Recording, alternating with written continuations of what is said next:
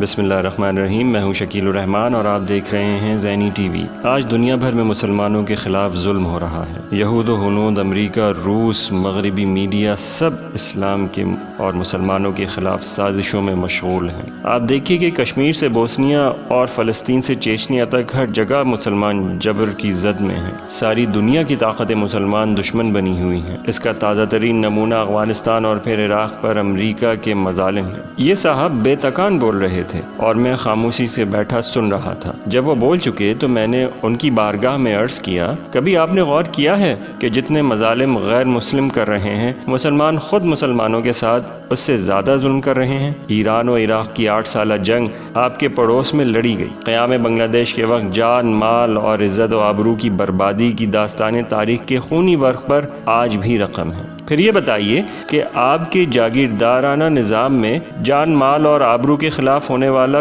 کون سا ظلم ہے جو نہیں ہوتا؟ چوری، رہزنی، ڈاکہ، زنا بالجبر اور قتل کی وارداتیں آپ کے شہر کے معمولات میں شامل ہو چکی ہیں۔ آپ جانتے ہیں کہ آپ کے ہاں انسانوں کی زندگی گزارنے کے بنیادی انسانی ضروریات بھی میسر نہیں۔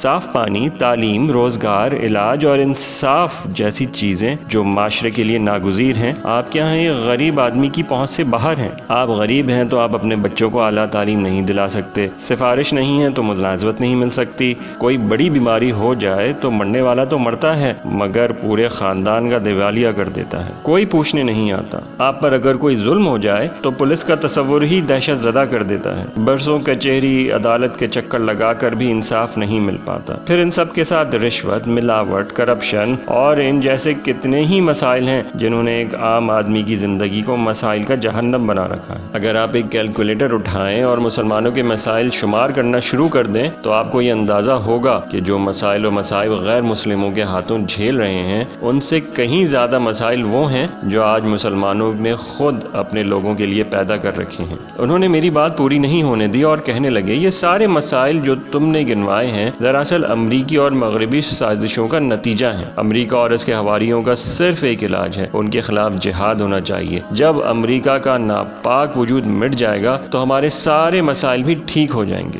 میں نے ان سے کہا کہ پہلے دنیا بھر کے مسلمانوں پر برطانیہ مسلط تھا، اس کے خاتمے کے بعد بھی ہمارے مسائل ایسے ہی رہے۔ پھر سوویت یونین مسلط ہوا، اس کے خاتمے کے بعد بھی ہمارے مسائل ایسے ہی رہے۔ اب اگر امریکہ بھی ختم ہو جائے گا تو ہمارے مسائل پھر بھی ختم نہیں ہوں گے۔ آپ سوچئے کہ آپ جن طاقتوں کی بات کر رہے ہیں اگر وہ ظلم بھی کر رہی ہوتی تو تنہا آپ کچھ نہیں بگاڑ سکتے۔ مجھے بتائیے کہ آپ امریکہ، روس، ہندوستان اور مغرب کا کیا بگاڑ سکتے ہیں؟ جبکہ آپ اگر فیصلہ کر لیں کہ آپ اپنے معاشرے کی اصلاح کر لیں تو کم از کم اپنے ارد گرد آپ کئی درجے اعلیٰ سیرت و اخلاق کے لوگ پیدا کر سکتے ہیں جو نہ جانے کتنے بندگان خدا کی مشکلات دور کریں گے، کتنے معذوروں، بیواؤں، یتیموں، مسکینوں اور ضعیفوں کا سہارا بنیں گے، کتنے بیماروں کا علاج کرا کر ان کی زندگیاں بچائیں گے، کتنے بے آسرا لڑکیوں کی شادیاں کرا کے ان کے خاندان بسائیں گے، کتنے نوجوانوں کو تعلیم دلا کر ان کی زندگی سنواریں گے اور کتنے لوگوں کو جنت کے راستے تک پہنچا دیں گے۔ ہمیں اپنی تعمیر کرنی ہے۔ یہ تعمیر نفرت اور تخریب کے ساتھ نہیں ہو سکتی۔ اٹھیے اور اپنے ارد گرد محبت پھیلانا شروع کیجیے، لوگوں کی اخلاقی تربیت کیجیے، انہیں اچھا انسان بنائیے، زندگی میں کم از کم